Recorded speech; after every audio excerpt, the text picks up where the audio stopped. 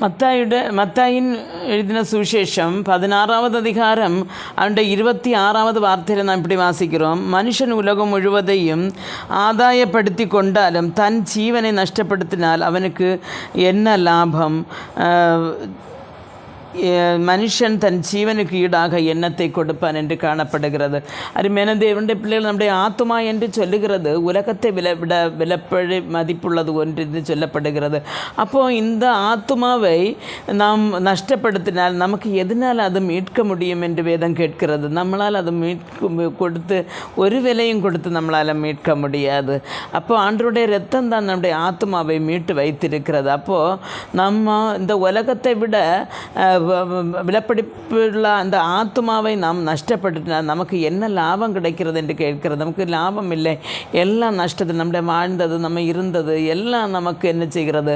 நஷ்டமாய் தீருகிறது. அருமையான தேவனுடைய பிள்ளைகளை, இங்கே காணப்படுகிறது தன் ஜீவனுக்கு ஈடாக எண்ணத்தை கொடுப்பான் என்று சொல்லி. அப்போது நமக்கு ஆண்டவர் தந்திருக்கிற அந்த ஆத்மாவுக்கு, அந்த ஜீவனுக்கு ஈடாக நம்மளால் என்ன கொடுக்க முடியும்? ஒன்றுமே கொடுக்க முடியாது.